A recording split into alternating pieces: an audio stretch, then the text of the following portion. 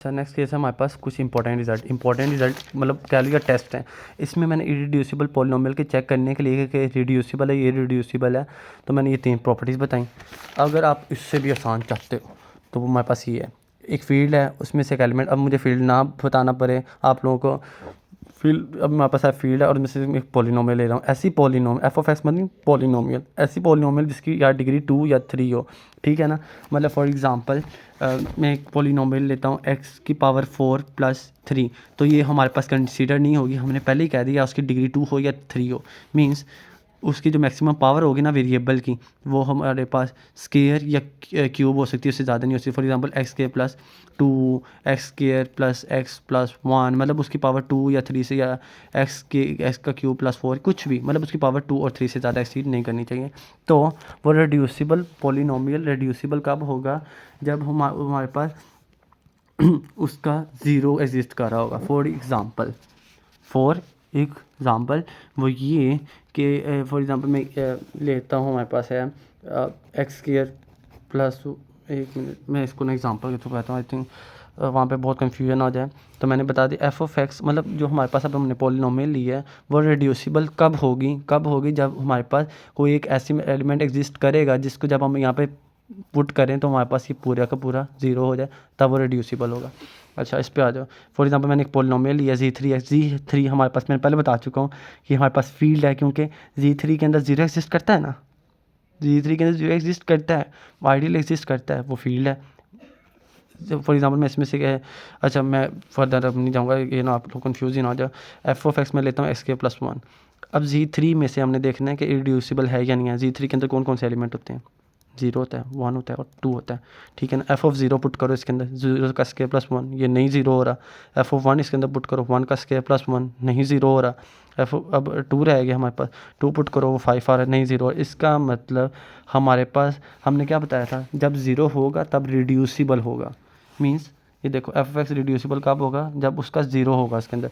अब यहाँ पे आंसर किसी में हमारे पास उसका वो क्या था, एक्स के प्लस 1 का आंसर किसी में भी 0 ओवरऑल नहीं हो रहा, कोई भी एलिमेंट यहाँ पुट करने से, तो वो हमारे पास क्या है, वो इरेड्यूसिबल है। रिड्यूसिबल कब था, जब ये पूरा 0 हो जाए।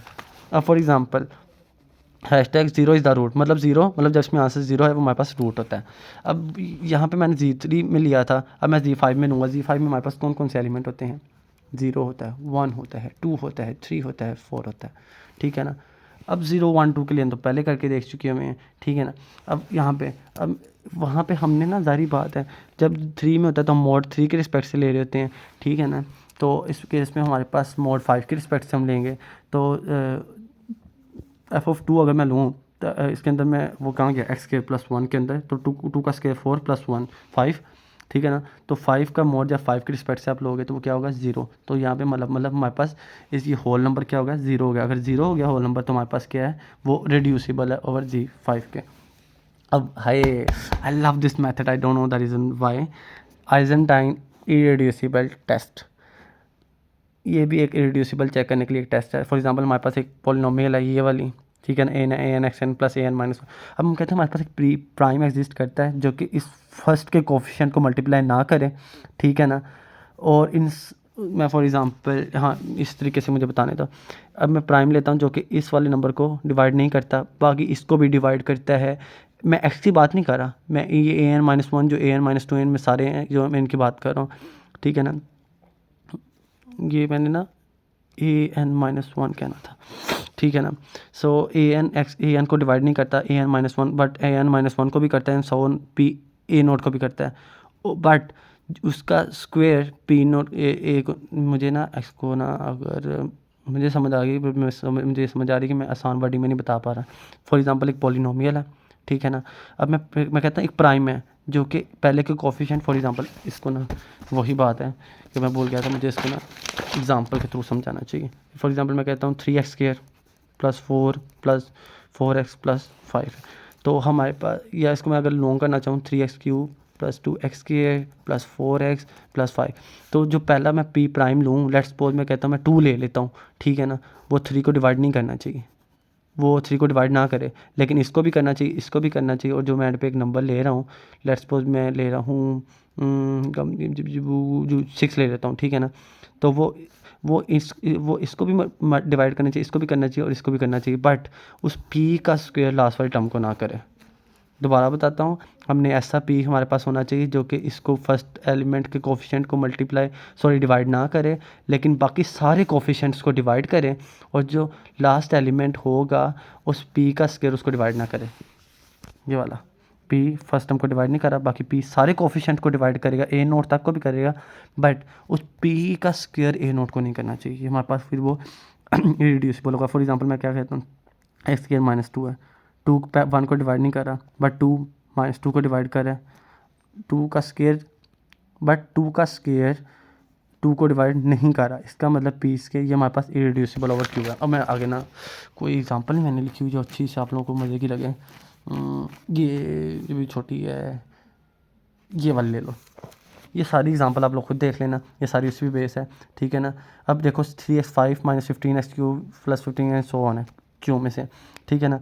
an is equal to 3, first element an है, ये an माइनस 1 है, an माइनस 2, an माइनस 3 और ये एंड पे a नोट बचता है हमारे पास ऑब्वियसली। ठीक है ना। तो an इज इक्वल टू 3 है। अब हमने क्यू में से हमने एलिमेंट्स फॉर एग्जांपल आप ले लो, प्राइम लो, पहले 3 ले लो, 3 इसको डिवाइड करता है, ठीक है ना। तो हमने क्या कहा था, प्राइम इसको डिवाइड नहीं करना चाहिए, इसका मतलब 3 हम एलिमेंट नहीं ले सकते। अब हम कहते हैं हम एक 2 प्राइम ले लेते हैं, 2 3 को डिवाइड नहीं करता, बट हम देख पा रहे हैं 2 15 को भी नहीं करता। हमने कहा था सिर्फ फर्स्ट एलिमेंट को डिवाइड नहीं करना चाहिए। ओके, सो मैंने आपको पहले बताया था सिर्फ इसको डिवाइड नहीं करना चाहिए, बाकी सारों को करना चाहिए, बट 2 15 को नहीं कर रहा, 2 भी क्रॉस हो गया। अब मैं आता हूँ 5 पे, 5 इसको नहीं कर रहा, ठीक है ना, ठीक है, इसको भी कर रहा है, इसको भी कर रहा है, इसको भी कर रहा है और इसको भी कर रहा है, ठीक है ना, कर रहा है इसको, देखो ना 5 डजन डिवाइड थी, बट वाइज 15 को भी कर रहा है, जैसे मैंने यहाँ पे लिखा हुआ है 5 15 को भी कर रहा है, इन सारे नंबर्स को 5 डिवाइड करें, बट लास्ट कंडीशन हमारी क्या थी, लेकिन जो प्राइम का स्क्वायर है वो लास्ट टर्म को डिवाइड ना करे। तो देख लो 5 का स्क्वायर क्या होता है 25, लास्ट टर्म हमारे पास क्या है 10, उसको डिवाइड नहीं करा, तो इसका मतलब वो इरेड्यूसिबल है। ठीक हो गया। और